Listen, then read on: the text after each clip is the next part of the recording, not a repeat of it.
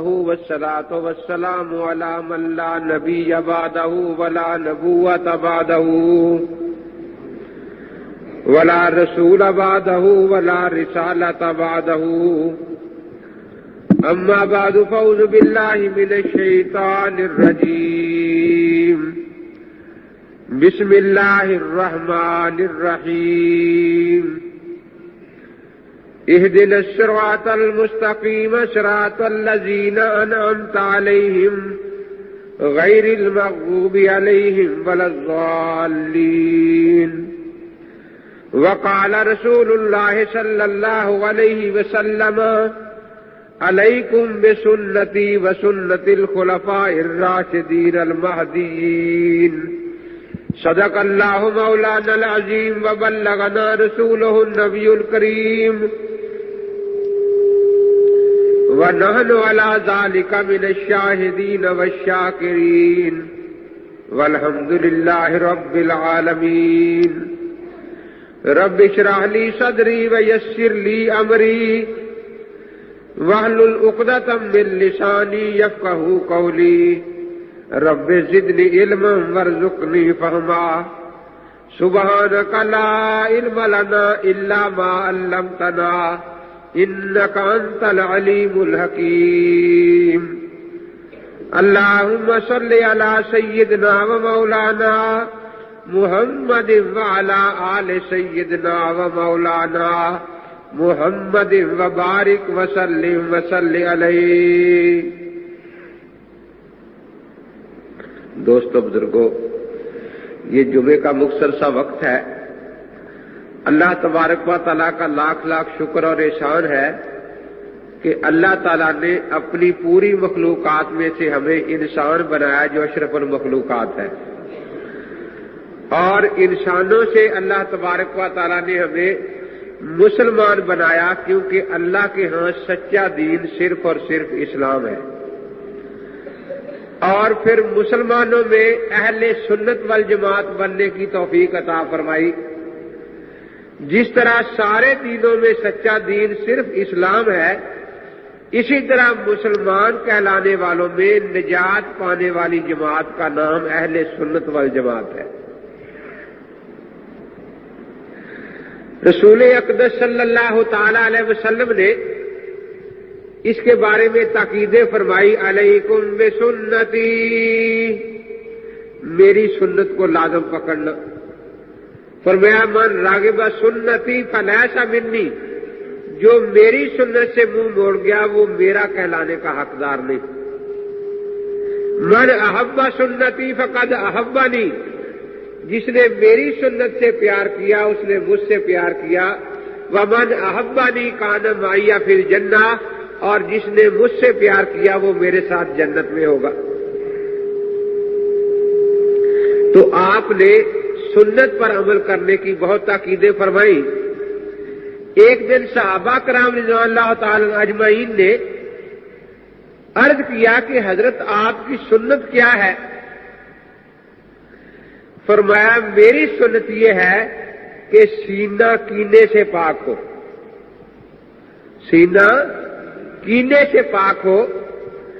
ہمارے مسلک اہل سنت والجماعت میں جہاں اور ہزاروں خوبیاں ہیں، ایک سب سے بڑی خوبی یہ ہے کہ اس مسلک کی بنیاد کسی کینے پر نہیں۔ آپ ارد گرد نظر دوڑائیں گے، کسی فرقے کی بنیاد ہی یہی ہے کہ اللہ کے نبی پاک کے صحابہ سے کینہ رکھا جائے۔ کسی کی بنیاد اس بات پر ہے کہ نبی پاک کے اہل بیت سے کینہ ہو۔ کسی کی بنیاد اسی بات پر ہے کہ فقہاء اسلام کے خلاف کینہ ہو۔ کسی کی بنیاد اسی بات پر ہے کہ محدثین کے خلاف کینہ ہو۔ عثمانی کی بنیاد اسی پر ہے کہ اولیاء اللہ کے خلاف کینہ رکھا جائے۔ کوئی علماء امت کے خلاف کینہ رکھتا ہے، لیکن ایک مسلک اہل سنت والجماعت ہے جو دنیا میں محبت اور پیار کا پیغام دیتا ہے۔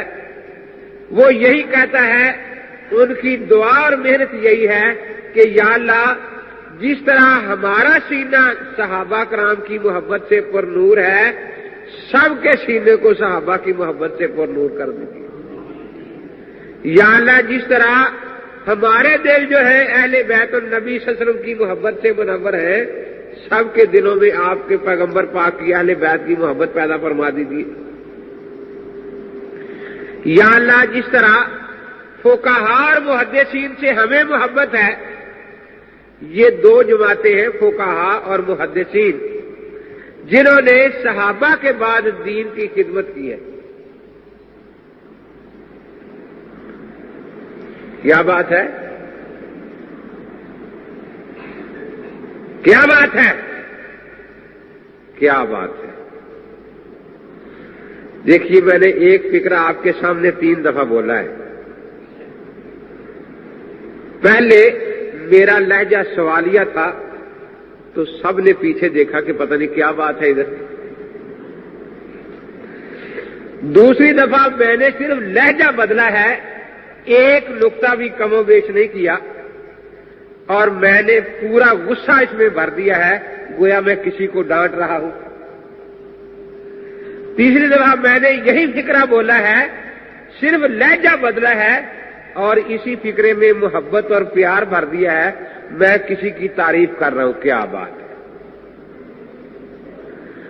اب یہ میرا فکرہ کاغذ پر لکھ کر آپ کسی کے سامنے رکھ دیں، جس نے میرا لب و لہجہ نہیں دیکھا تو وہ کیا سمجھے گا کہ یہ پیار سے کہا ہے یا غصے میں کہا ہے یا سوالیہ لہجہ ہے؟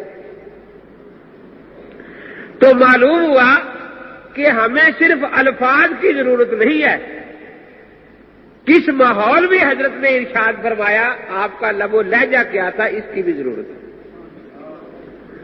اسی لیے محدثین کون ہے؟ الفاظ شناس رسول۔ محدثین کون ہے؟ اور فقہا ہے مزاج شناس رسول۔ فقہا ہے مزاج شناس رسول۔ محدث کی رسائی زبان رسول تک ہے صلی اللہ تعالی وسلم کے حضرت فرمان کیا فرما رہے ہیں، اور فقہا حضرت کی پیشانی سے سینکڑوں مسائل پڑ جاتے ہیں۔ تو اس لیے یہ دونوں جماعتیں جو ہیں دین کی خادم ہے، ایک نے چھلکے کو محفوظ کیا ہے، دوسروں نے مغز کو محفوظ کیا ہے، اور اہل سنت والجماعت دونوں سے محبت رکھتے ہیں، اولیاء اللہ سے محبت رکھتے ہیں۔ تو ایک تو خوبی یہ ہوئی دنیا میں کہ اہل سنت والجماعت جو مسلک ہے یہ محبت پیار کا مسلک ہے۔ صحابہ سے محبت رکھو، اہل بیت سے محبت رکھو، اولیاء اللہ سے محبت رکھو، علماء امت سے پیار کرو، فقہا سے محبت رکھو، محدثین سے محبت رکھو۔ یہ تو دنیا میں فائدہ ہے، اور آخرت میں جب ان کی بات سنی جائے گی اللہ کی بارگاہ میں، تو آج اگر حضرت توسوی دامت برکاتہ العالیہ یہ گالیاں سن کر بھی فاروق اعظم کا شان بیان کرتے ہیں، تو کیا قیامت کے دن فاروق اعظم حضرت توسوی کو بھول جائیں گے؟ وہ سفارش کریں گے سنیوں کی۔ حضرت مولانا قاضی مظہر حسین صاحب دامت برکاتہ العالیہ سب کی گالیاں سن کر بھی اہل بیت کی شان بیان کرتے ہیں، تو کیا قیامت کے دن اہل بیت قاضی صاحب کو بھول جائیں گے؟ قیامت میں فائدہ یہ ہوگا کہ صحابہ بھی آوازیں دیں گے، سنیو آؤ ہم تمہاری سفارش کرتے ہیں اللہ کی بارگاہ میں۔ اہل بیت بھی آوازیں دیں گے، سنیو آؤ ہم تمہاری سفارش کرتے ہیں اللہ۔ محدثین بھی ہماری سفارش کریں گے الحمدللہ، فقہا بھی ہماری سفارش کریں گے، اولیاء اللہ بھی ہماری سفارش کریں گے۔ تو اس لیے یہ ایک ایسی بابرکت جماعت ہے جو دنیا میں بھی محبت اور پیار کا پیغام دیتی ہے۔ تو ہمارا نام اہل سنت والجماعت ہے۔ سنت کسے کہتے ہیں؟ آپ اپنے کاموں پر نظر دوڑائیں تو یقیناً آپ اپنے کاموں کو 2 حصوں میں تقسیم کر لیتے ہیں۔ ایک وہ کام جو آپ عادتاً کرتے ہیں، ایک وہ کام جو کبھی ضرورتاً کرتے ہیں۔ مثلا ایک آدمی کی عادت ہے روزانہ فجر کی نماز کے بعد 1 پارہ تلاوت کرتا ہے، اس نے عادت بنا لی۔ ایک آدمی ہے وہ اذان سے پہلے شہر کو نکل جاتا ہے روزانہ، پھر آگے نماز پڑھ لیتا ہے جماعت سے، اس نے ایک عادت بنا لی۔ ایک دن آپ نے دیکھا کہ اس نے تلاوت نہیں کی، اٹھ کے چلا گیا ہے۔ اگلے دن آپ نے پوچھا کہ کل آپ بیٹھے نہیں؟ کہ بھئی ایک دوست بیمار تھا، میں نے سوچا کہ کالج جانے سے پہلے اس کی بیمار پرسی کر لوں، تو یہ ضرورت تھی۔ تو آپ جب اپنے کاموں پر نظر دوڑائیں گے تو کچھ کام آپ کی عادت ہے اور کچھ کام آپ ضرورتاً کرتے ہیں۔ یقیناً پاک پیغمبر صلی اللہ تعالی علیہ وسلم کے کام بھی ان دونوں حصوں میں تقسیم ہیں۔ کچھ کام آپ عادتاً فرماتے تھے اور کچھ کام ضرورتاً فرماتے تھے۔ اب ان میں سے ہم نے تابعداری کن کی کرنی ہے؟ فرمایا علیکم بسنتی، وہ جو میں عادتاً کام کرتا ہوں ان کی تابعداری کرنی ہے۔ اب حدیث میں دونوں چیزیں آئیں گی، سنت والے کام بھی اور ضرورت اور عادت والے کام۔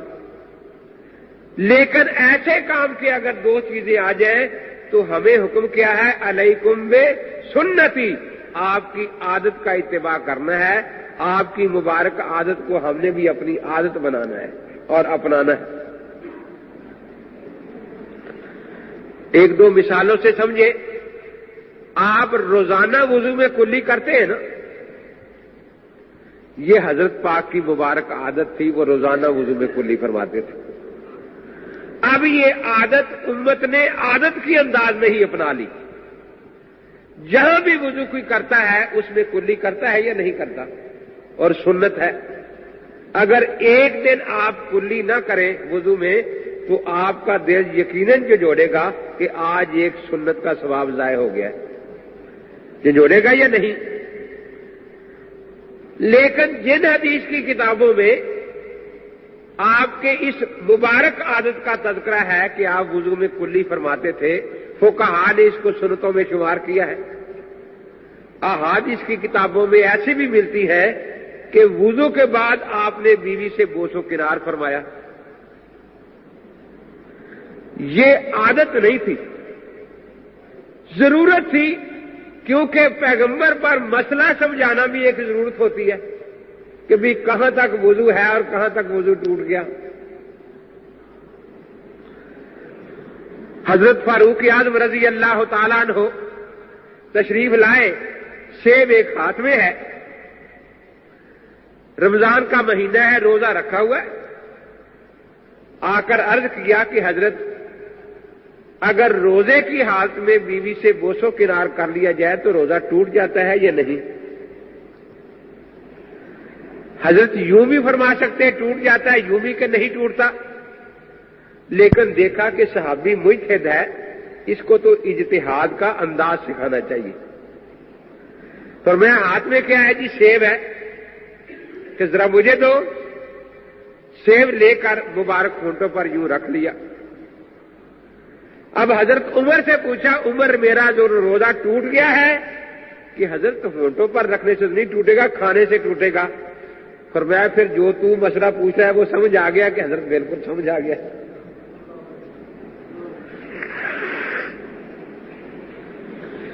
حضرت امام صاحب رحمۃ اللہ علیہ سبق پڑھا رہے تھے، ایک عورت آئی برقعے میں، اس نے ایک سیب اور ایک چھری امام صاحب کی طرف ہاتھ بڑھایا، برقعے سے نکال کے، اور امام صاحب کو پکڑا دی۔ طلباء بڑے خوش ہوئے کہ بھئی بہت ہی نیک عورت ہے، چلو سیب تو لائی، ساتھ چھری بھی لے آئی ہے تاکہ ہمیں تلاش نہ کرنی پڑے، کیونکہ طالب علموں کی سستی تو بڑی مشہور ہوتی ہے نا۔ کہ ہم کھانا کھا رہے تھے، پانی کبھی پاس رکھتے نہیں تھے، استاد صاحب باہر کھڑے تھے تو ایک دوسرے کو گھور رہے تھے کہ آج تیری باری تھی گڑا گھر بھرنے کی۔ وہ کہتا تھا نہیں میں نے کل بھرا تھا۔ استاد صاحب اندر تشریف لے آئے، دیوبند کے فاضل تھے مولانا ضیاء الدین صاحب رحمۃ اللہ علیہ، فرمان لگے تمہاری حالت دیکھ کر تو مجھے بڑا ہی ترس آتا ہے کہ میں گڑا اٹھا کر لے جاؤں، بھر کے لے آؤں، لیکن اس لیے نہیں لے جاتا کہ تمہیں شرم نہیں آئے گی، بلکہ تم سمجھو کہ اچھا یہ تو استاد صاحب کی ڈیوٹی تھی نا، انہوں نے آج تک غلط کوتاہی کی ہے۔ دیکھیں ایک روٹی کھا رہے تھے طالب علم، لقمہ اٹک گیا، اب اس کو کوئی پانی لگ جائے، ایک اٹھتا دو مکے مارتا ہے، دوسرا اٹھتا دو مکے مارتا ہے کہ نیچے چلا جا کے، آخر وہ لقمہ بھی غیر مقلدی تھا، اس نے نہیں کچھ سمجھی، تو وہ اٹھا خود اور جا کے اس نے کنویں میں ڈول ڈالا، اور جب کھینچنے لگا بھرا ہوا ڈول تو وہ زور لگا نا، لقمہ نیچے اتر گیا تو ڈول وہیں پھینک کے آ گیا۔ طلباء بڑے خوش ہوئے کہ بڑی نیک عورت ہے، چھری بھی ساتھ لے آئی ہے۔ امام صاحب نے سیب کاٹا اور اس کا اندر کا جو حصہ تھا سیب کا وہ دونوں یوں باہر نکال کے چھری اور سیب عورت کو واپس کر دیا۔ اب شاگرد امام صاحب کو حدیثیں سنا رہے ہیں کہ حضرت حدیث میں آتا ہے کہ ہدیہ قبول کر لینا چاہیے، تو آپ نے تو حدیث کے خلاف عمل کیا ہے، اگر آپ کو ضرورت نہیں تھی ہم جو بیٹھے تھے، اور ہدیے میں سارے شریک ہوتے ہیں تو آپ ہمیں دیتے۔ امام صاحب نے فرمایا کہ خام کا رال ٹمکانے بیٹھ گئے ہو، وہ تو بیچاری مسئلہ پوچھنے آئی تھی، اب یہ حیران کہ مسئلہ کون سا پوچھ کے گئی، وہ نہ اس نے زبان سے پوچھا نہ امام صاحب نے زبان سے بتایا۔ فرمایا کہ سیب کے باہر کئی رنگ ہوتے ہیں، کہیں مٹیالہ ہے، کہیں مہندی کا رنگ ہے، کہیں سبز ہے، کہیں سرخ ہے، کہیں سیاہ ہے۔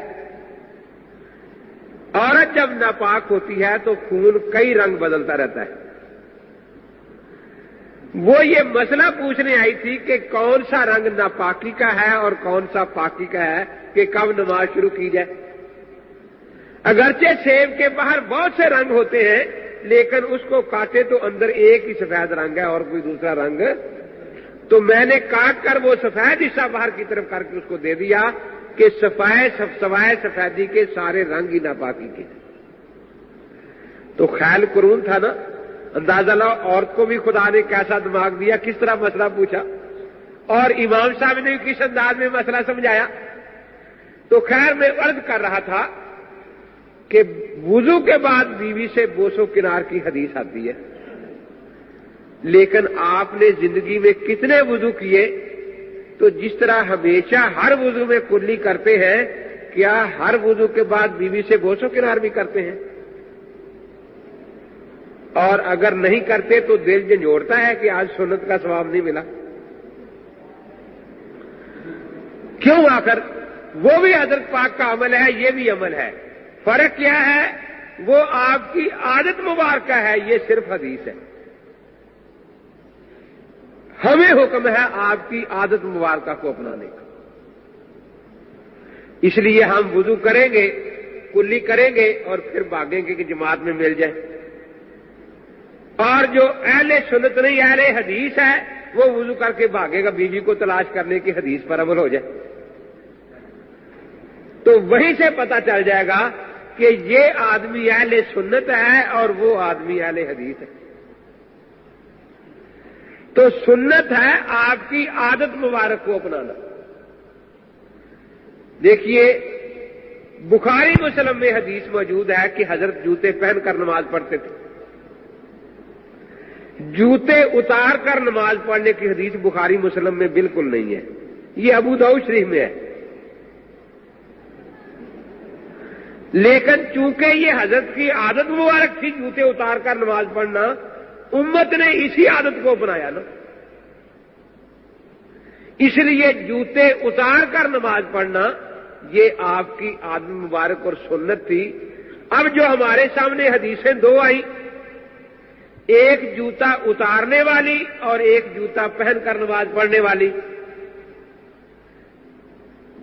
تو غیر مقلد کہتا ہے کہ چونکہ جوتے والی جو حدیث ہے پہننے والی یہ بخاری مسلم میں ہے، اس لیے ہم تو جوتا پہن کر پڑھیں گے۔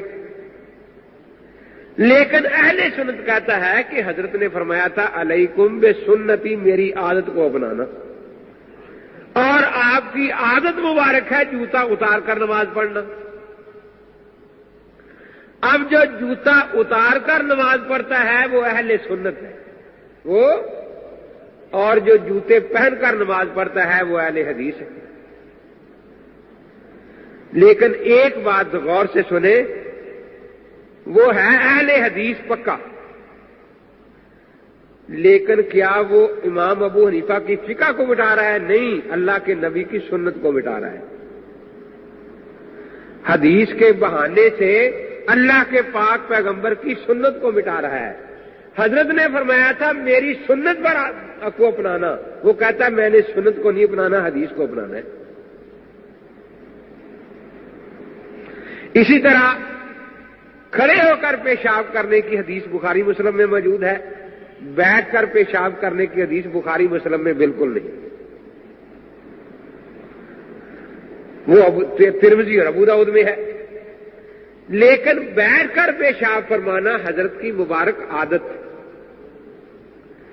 آپ کی عادت کو امت نے عادت نہیں اپنایا اور ساری امت بیٹھ کر پیشاب کرتی آ رہی ہے.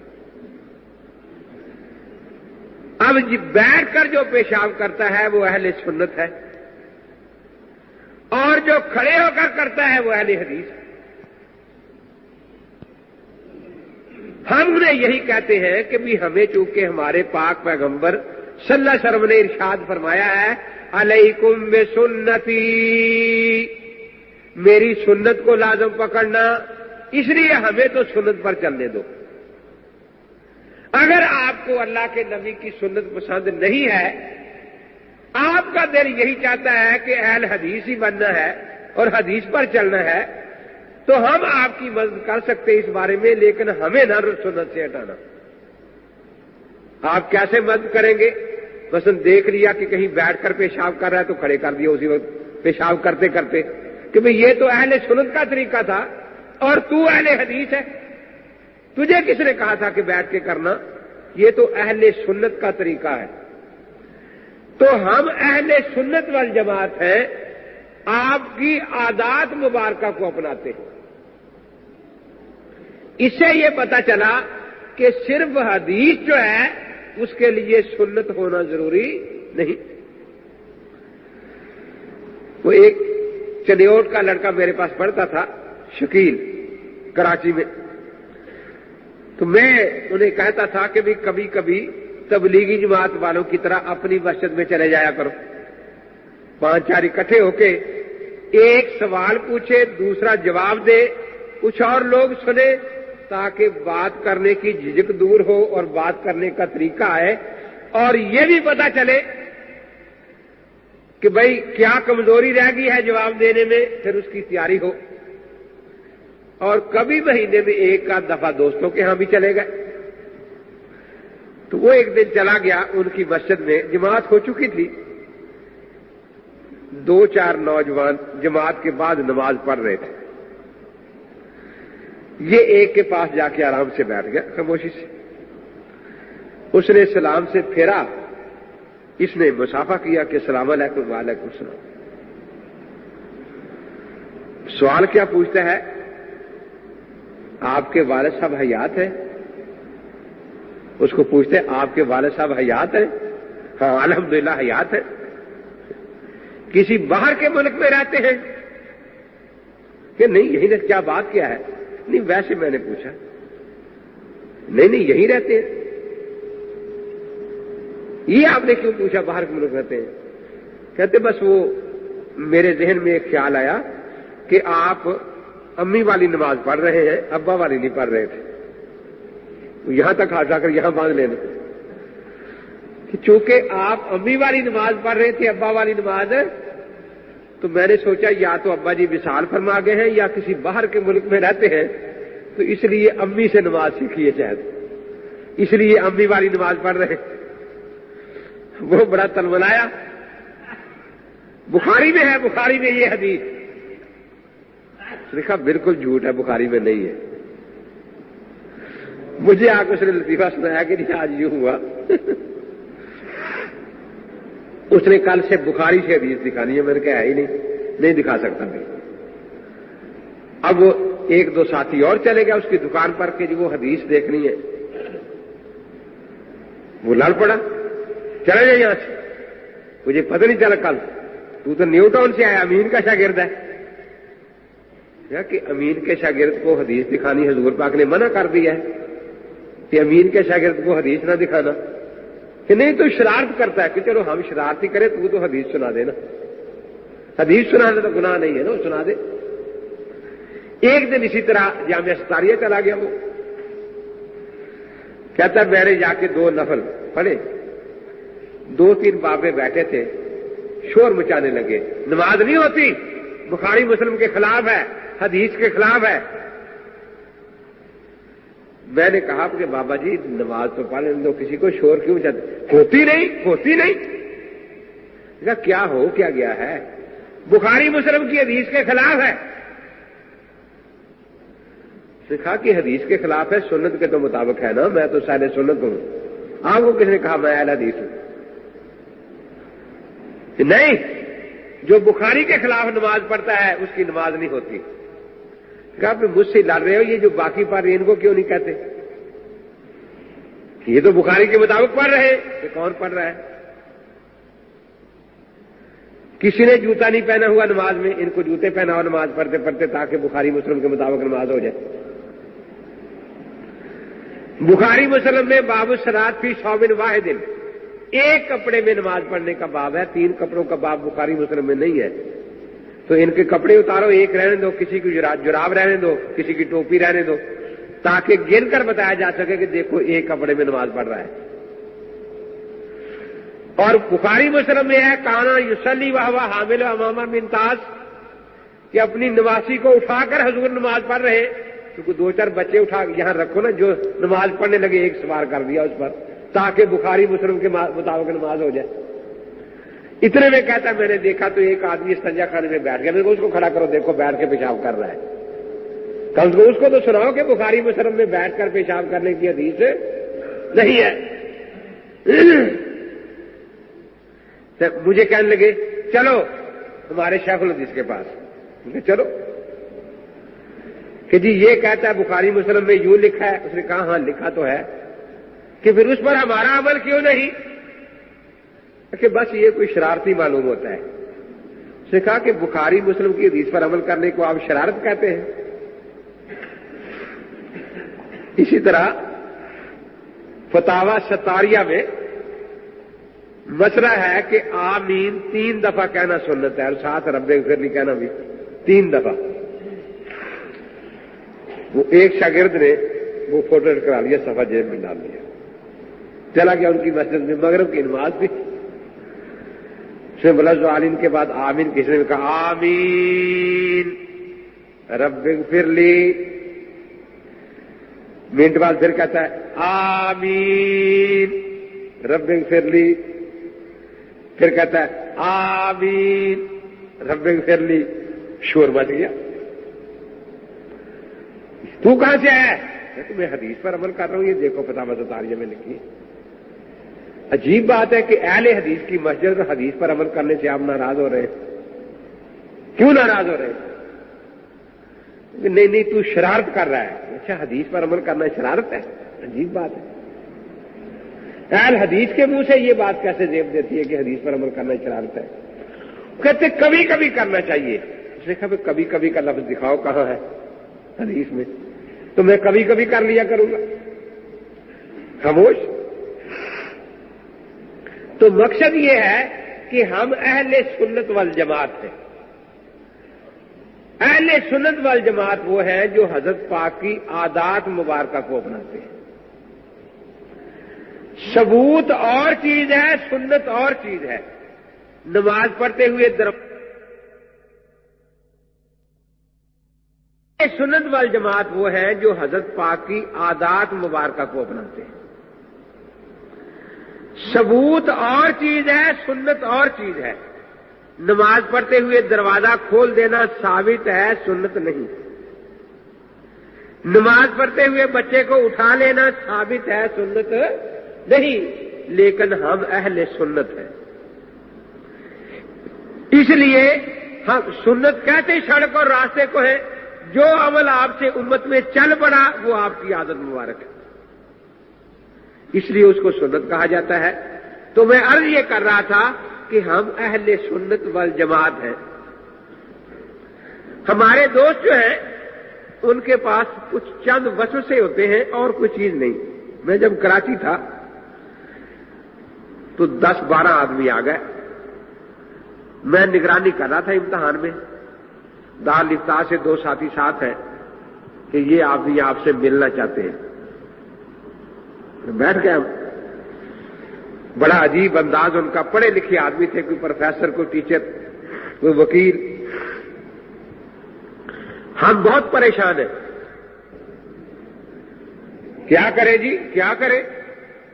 4 امام بن گئے ہیں. 4.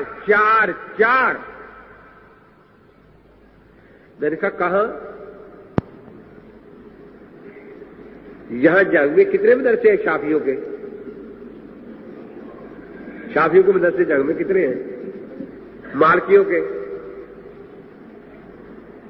ہیں, حنبلیوں کے. تو یہ زبان بندی ہے یہاں سب پر. نہ سر ہلاتے ہیں, زبان کوئی بھی نہیں ہلاتا. تو میں نے کہا جو بہنگا ہوتا ہے نا, بہنگا, اس کو بھی 1 کے 2 نظر آتے ہیں. یہاں تو ایک ہی مذہب ہے, آپ کو 1 کے 4 کہاں نظر آئے ہیں؟ یہاں تو نہیں کہیں ہوں گے نا. تو میں نے کہا جہاں ہوں گے وہ لوگ پریشان ہو, آپ کو یہاں پریشانی کیوں لگی کام کا بیٹھے بیٹھے؟ کہ جی کسی حدیث میں ہے کہ ایک ہی امام کی تقلید کرنا؟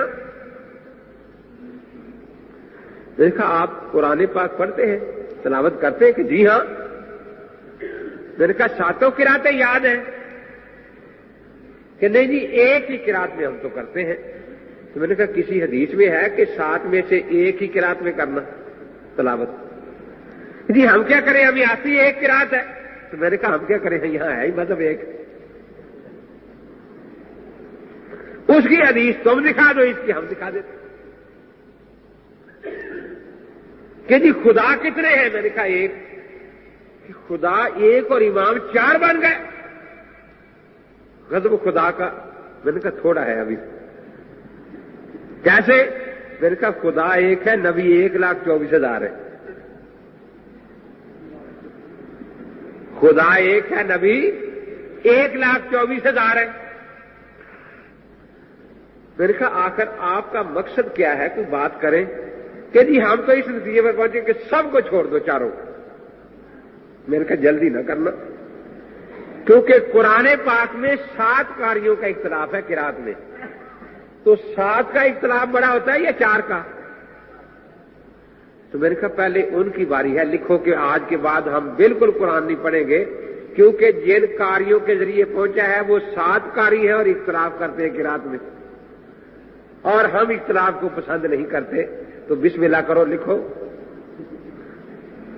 اس کے بعد میں نے کہا باقی حدیث کی کتابیں ایک طرف بھی کر دے تو سیاستہ 6 کتابیں ہیں جن میں آپس میں اختلافی حدیثیں ہیں.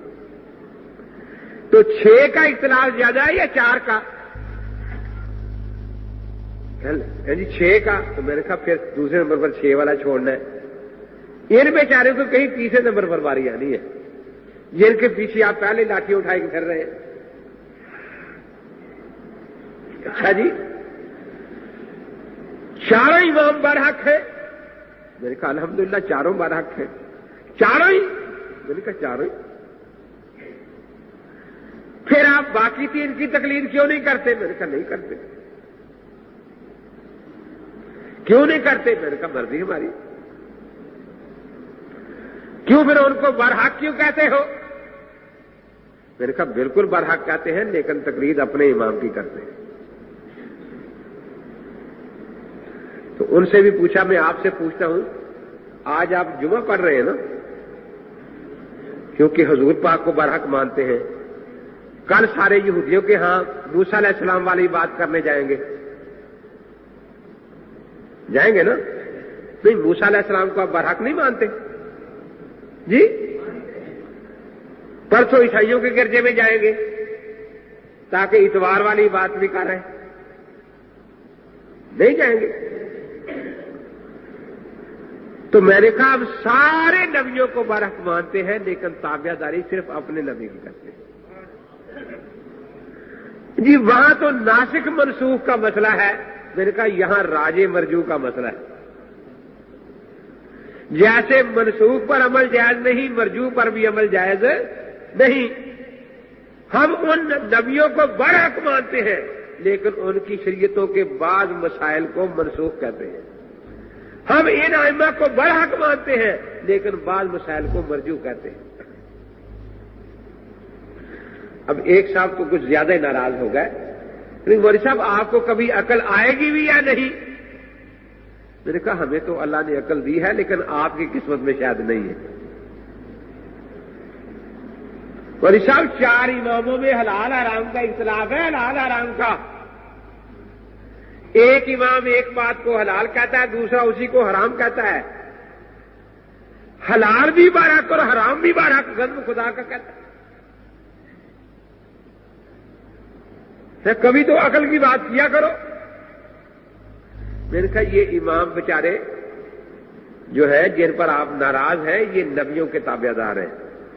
نبیوں میں بھی حرام حلال کا اختلاف ہے۔ آدم علیہ السلام کے زمانے میں بہن سے نکاح حلال تھا یا حرام؟ اور آج وہ نبی بھی برحق جس کی شریعت میں بہن سے نکاح حلال تھا، برحق یا نہیں؟ اور وہ بھی نبی برحق جس کی شریعت میں حرام ہے یا نہیں ہے؟ ہم برحق مانیں گے آدم علیہ السلام کو، لیکن عمل اپنے نبی کی شریعت پر کریں گے۔ برحق دونوں کو مانیں گے۔ یعقوب علیہ السلام کے نکاح میں دونوں سکی بہنیں بیک وقت تھی، زلفا اور بلہا۔ اس وقت یہ نکاح حلال تھا، اور اب آیت آ گئی ہے لا تجمعوا بین الاختین کہ جمع نہ کرنا دو بہنوں کو ایک وقت نکاح میں۔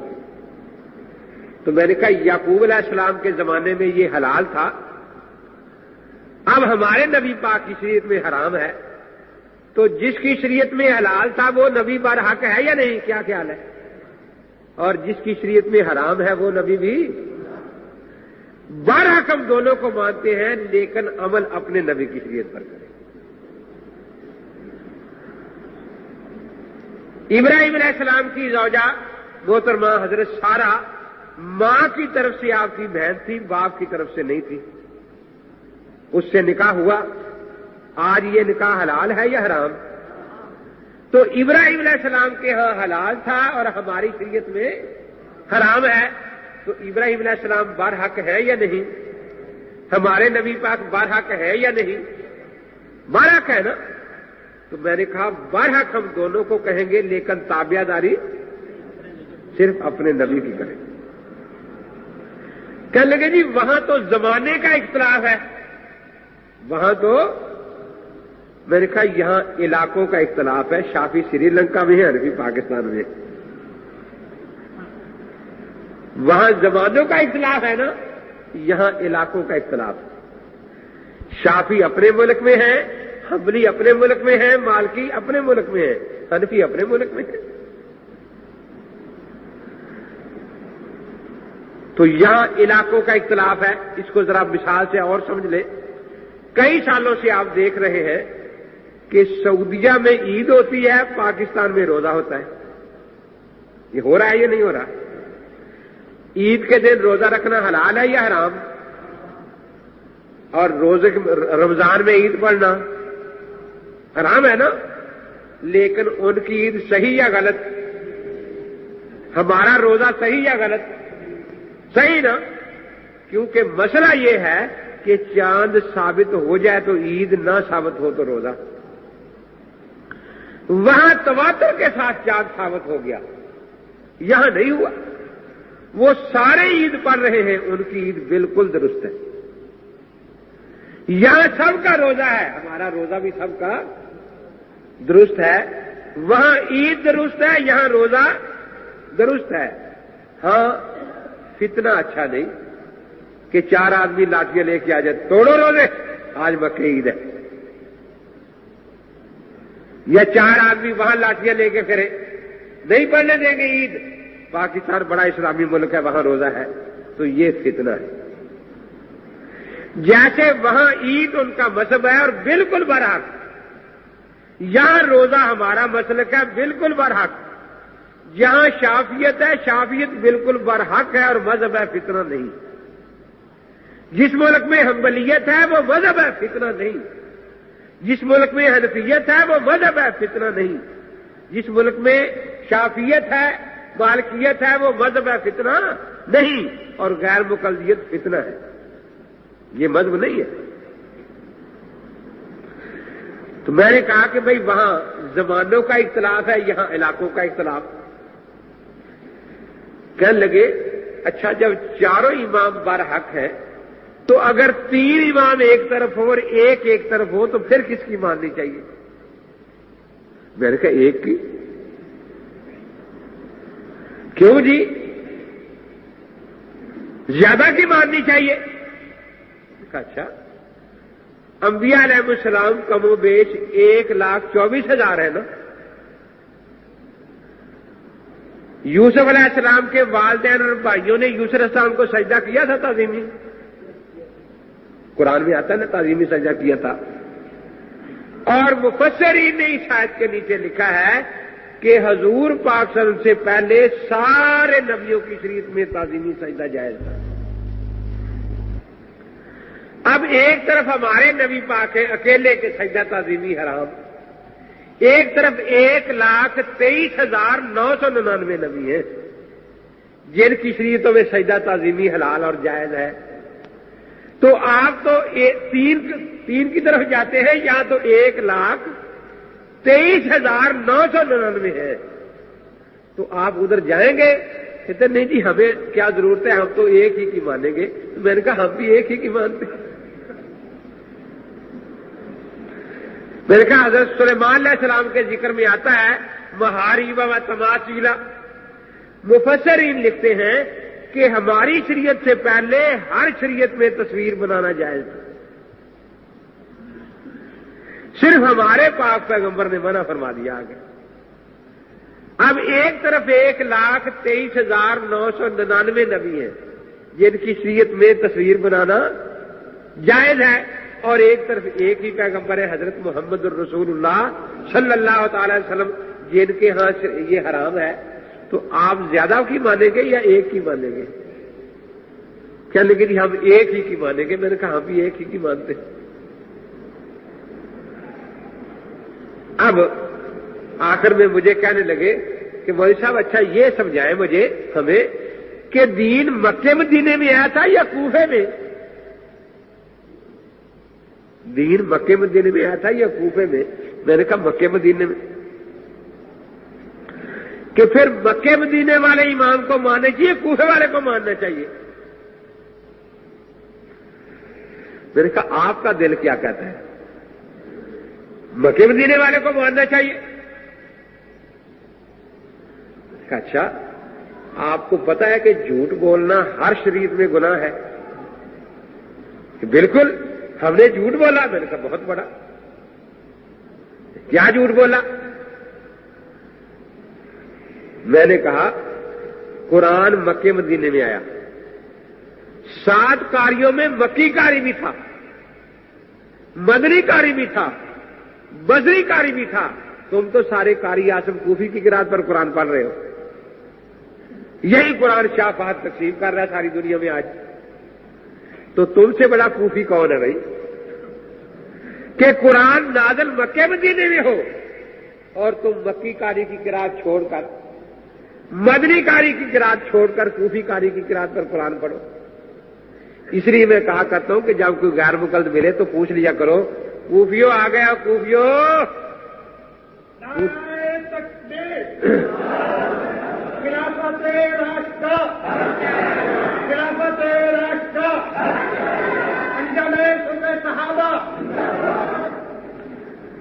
تو میں نے کہا تم سے بڑے کوفی کون ہے بھائی جنہوں نے مکے کا قاری چھوڑ دیا، مدینے کا قاری چھوڑ دیا، بصرے کا قاری چھوڑ دیا، اور قاری عاصم کوفی کی قرات اور قاری حفص کوفی کی روایت پر قرآن پڑھ رہے ہو ساری عمر. اب مجھے کہتے ہیں کہ جی بات یہ ہے کہ کوفہ والوں نے قرآن خود تو نہیں بنایا تھا نا،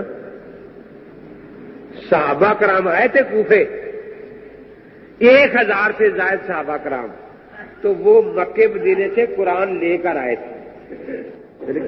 لکھا اگر نماز وہی ہے کیسے کہ مکے جا کے کوفے جا کے نماز کو نہیں بنا لیں گے، یا نماز بھی وہاں سے لے کے آئے تھے؟ کیا خیال ہے آپ کا؟ نماز بھی وہاں سے لے کر آئے تھے نا۔ اگر اہل کوفہ پر قرآن کے بارے میں اعتماد ہے تو نماز کے بارے میں بھی اعتماد کرنا چاہیے، لیکن کرے کیا؟ وہ ایک رافضی کہتا ہے یہ نماز غلط ہے، دوسرا رافضی کہتا ہے یہ قرآن غلط ہے۔ لیکن قرآن کوفہ میں کہاں سے آیا؟ مکہ مدینہ سے۔ نماز کہاں سے آئی؟ مکہ مدینہ سے۔ تو جب کوفے والے امام کی قرات قرآن کی تمہیں پسند ہے تو کوفے والے امام نے جو نماز صحابہ کی مرتب کر لی، بھئی وہ کیوں پسند نہیں؟ پھر ہمارے امام صاحب تابعی ہیں الحمدللہ، آپ نے صحابہ کی زیارت کی ہے۔ جس صحابی نے اللہ کے نبی کا دور نبوت پورا پایا وہ بلا کتنے سال ہے دور نبوت؟ 23 سال، بالکل ٹھیک ہے۔ کتنا؟ 23 سال۔ اور امام صاحب نے تقریباً 40 سال صحابہ کا زمانہ پایا ہے۔ تو 40 سال کی عمر میں مسلمان نماز شروع کر دیتے ہیں یا نہیں؟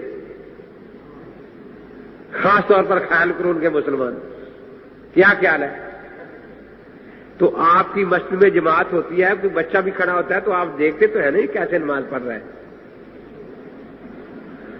امام صاحب صحابہ کو دیکھتے تھے اور صحابہ امام صاحب کو دیکھتے تھے نماز پڑھتے ہوئے۔ اگر امام صاحب کی نماز خلاف سنت ہو تو صحابہ کو ٹوکنا چاہیے تھا یا نہیں؟ اور وہی چٹتے نا جو موضوع سے متعلق ہو۔ صحابہ کرام رضوان اللہ اجمعین کی آپ نے زیارت کی۔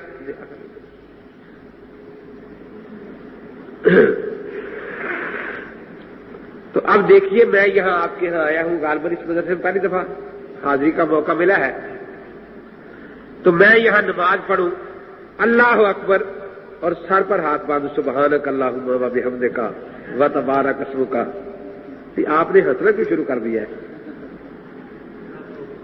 ایک سنت کی مخالفت ہوئی نا، کیونکہ حضرت علی کرم اللہ تعالیٰ وجہ فرماتے ہیں من السنت وضع الکف علی الکف تحت السرہ، سنت طریقہ نماز کا ہے کہ ہتھیلی پر رکھ کر ناف کے نیچے ہاتھ باندھے جائیں۔ ایک آدمی مجھے بتانے لگا کہ میں سفر میں تھا، وضو تھا تو پاس بس اسٹینڈ کے پاس مسجد تھی، میں نے کہا چلو نماز ہی پڑھ لیں 2 رکعتیں۔ میں جا کر نماز پڑھنے لگا، میں نے ہاتھ ناف کے نیچے باندھے، ایک بابا جی بیٹھے تھے، انہوں نے نماز میں آ کر ہاتھ اٹھا کے یہاں سینے پر رکھ دیے، میں نے اٹھا کر سر پر رکھ لیے۔ وہ نماز کے بعد بولتے یہ کیا تھا؟ میں نے کہا وہ کیا تھا؟ میں تو یہ سمجھا کہ شاید سینہ عرش کے زیادہ قریب ہے تو سر اس سے بھی زیادہ قریب ہے، چلو اور اللہ کے عرش کے قریب ہو جائیں ہاتھ۔ تو میں اگر ایک سنت کے خلاف نماز میں یہ کروں تو آپ مجھے روکے ٹوکیں گے یا نہیں؟ جی، اس کا مطلب یہ ہے کہ 15ویں صدی کے مسلمانوں کا ایمان بہت ہی زیادہ مضبوط ہے کہ یہ ایک سنت کے خلاف بھی عمل، اور معاذ اللہ جس کو اللہ کے نبی پاک خیال قرون فرما رہے ہیں، صحابہ تابعین اور تبع تابعین جو تھے ان میں سنت کی معاذ اللہ کوئی محبت نہیں تھی، ساری نماز ہی امام صاحب غلط پڑھتے رہتے، کوئی ٹوکتا ہی نہیں، کیونکہ باقی 15ویں صدی کے لوگوں کا ایمان زیادہ مضبوط ہے یا خیال قرون والوں کا؟ تو ہم جو نماز پڑھتے ہیں الحمدللہ ہمیں فخر ہے، ہماری نماز کی تصدیق صحابہ کے سامنے ہو چکی۔ اگر اس میں کوئی غلطی ہوتی تو صحابہ ضرور جاتا تھے۔ اب جس نماز کی تصدیق صحابہ کے سامنے ہو چکی ہو، مجھے ان دوستوں پر نہیں گلا، آپ سے گلا ہے کہ صحابہ کی تصدیق کے بعد آپ چاہتے ہیں کہ وہ بابا روڑیا جو گڈیریاں بیچتا ہے وہ کہے گا نا نماز صحیح ہے تو ہم مانیں گے صحیح ہے۔ کیا صحابہ کی تصدیق کے بعد کسی بابے روڑیے کی تصدیق کی ضرورت ہے؟ جی، کسی کسیٹی خاں کی تصدیق کی ضرورت ہے؟ تو گویا آپ نے صحابہ کی عظمت کو نہیں مانا اگر آپ نے شک کر لیا۔ امام صاحب تابعی ہے، کہہ دو صحابہ استاد ہے، صحابہ استاد ہے، تابعین ہم جماعت ہے، تابعین تبع تابعین شاگرد ہیں۔ ہماری نماز صحابہ کے سامنے تصدیق ہو چکی، تابعین کے سامنے تصدیق ہو چکی، تبع تابعین کے سامنے تصدیق ہو چکی۔ ان کی تصدیق کے بعد ہمیں کسی 15ویں صدی کے آدمی کی تصدیق کی کوئی ضرورت نہیں یا ہے؟ گجرانوالہ میں یہ بیان کر رہا تھا میں، تو ایک نوجوان کو غصہ آ گیا، کھڑا ہو گیا سامنے کہ جی آپ کی نماز تصدیق ہوگی ہماری نہیں ہوئی۔ میں نے کہا فرمائیے۔ یہ حکیم صادق سیال کوٹی نے کتاب لکھی صراط الرسول، نوائے وقت اخبار نے تصدیق کی کہ بہت اچھی کتاب ہے۔ مرزائیوں کے رسالے شہاب نے تصدیق کر دی کہ بہت اچھی کتاب ہے۔ کراچی کے صحیفہ اہل حدیث نے تصدیق کر دی کہ بہت اچھی کتاب ہے، کہ بڑی اچھی بات ہے، تصدیق تو ہوگی آپ کی بھی۔ لیکن ہماری نماز کی تصدیق ہوئی صحابہ کے سامنے، تابعین کے سامنے، اور ان کی تصدیق کر دی عرش والے نے۔ والذین اتبعوہم بإحسان رضی اللہ عنہم ورضوا عنہ۔ ہماری نماز کی تصدیق ہوئی تبع تابعین کے سامنے بھی، اور ان کی تصدیق کر دی فرش والے نے، حضور پاک صلی اللہ علیہ وسلم نے۔ خیر الناس کرنی ثم الذین یلونہم ثم الذین یلونہم۔ تو آپ بھی کوئی آیت حدیث پڑھے کہ شہاب رسالہ مرزائیوں کا تصدیق کر دے تو وہ بھی تصدیق قابل اعتماد ہے۔ اب دیکھو عجیب بات یہ ہے کہ صحابہ کی تصدیق انہیں اچھی نہیں لگی، تابعین کی تصدیق اچھی نہیں لگی، تبع تابعین کی تصدیق اچھی، اور مرزائیوں کے رسالے کی کہتے تصدیق اچھی ہو گئی۔ ہمارے امام صاحب رحمۃ اللہ نے 55 حج کیے ہیں۔ کتنے؟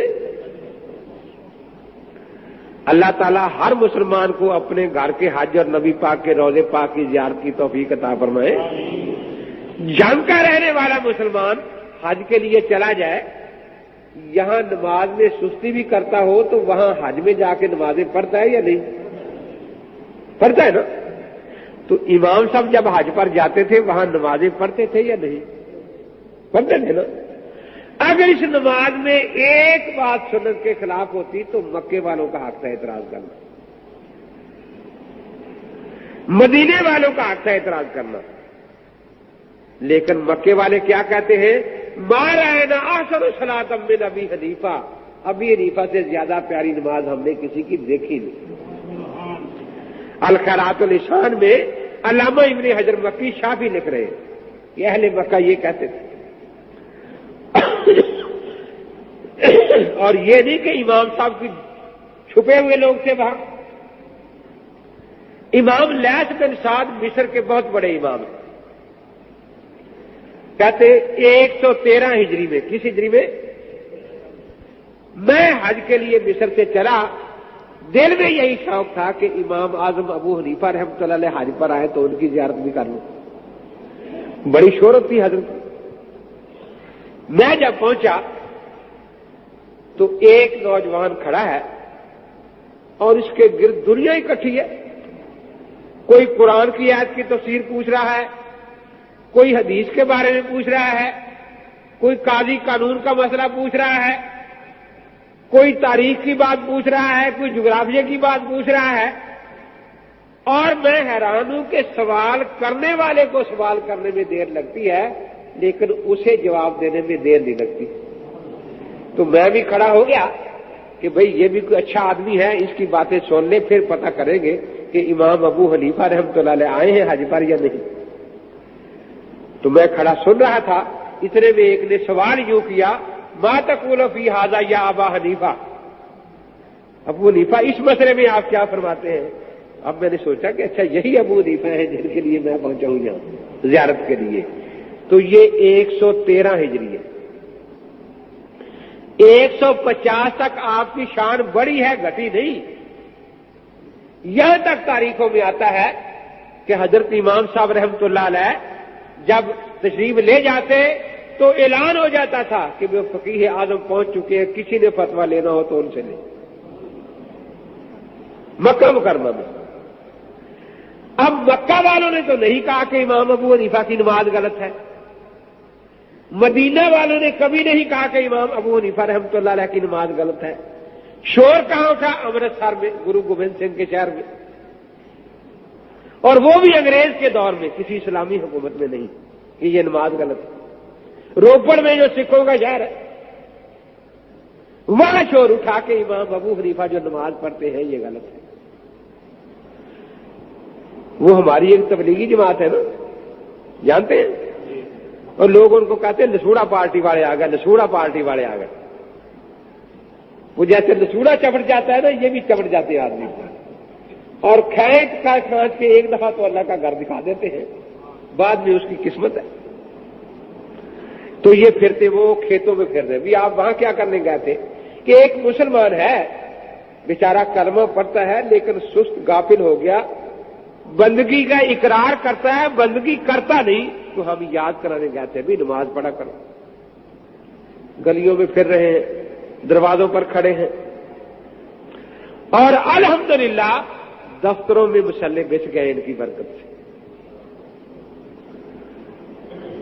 تو ان لوگوں کا ایک مشن ہے کیا کہ جو مسلمان نماز نہیں پڑھتا اس کو نمازی بنانا ہے، اور سینکڑوں نہیں ہزاروں مسلمانوں کو نمازی بنایا ہے۔ تو آپ نے کبھی دیکھا غیر مقلد اس طرح پھر رہے ہو، کسی بے نمازی کے پاس جاتے ہو کہ نماز پڑھو؟ نہیں۔ جب تک آدمی بے نماز ہے اسے پتہ نہیں ہوتا کہ یہاں کوئی غیر مقلد رہتا ہے یا نہیں۔ وہ بیچارہ جب نماز پڑھنی شروع کر دے گا وہ ایک ادھر سے آ جائے گا، تیری نہیں ہوتی، تیری نہیں ہوتی، تیری نہیں ہوتی۔ اب ان کا کام ہے بے نمازی کو نماز پر لگانا۔ ان کا مشن یہ ہے کہ جو نماز پڑھتا ہے اس کے دل میں اتنے وسوسے ڈالنے ہیں کہ بیچارہ چھوڑ ہی جائے گا۔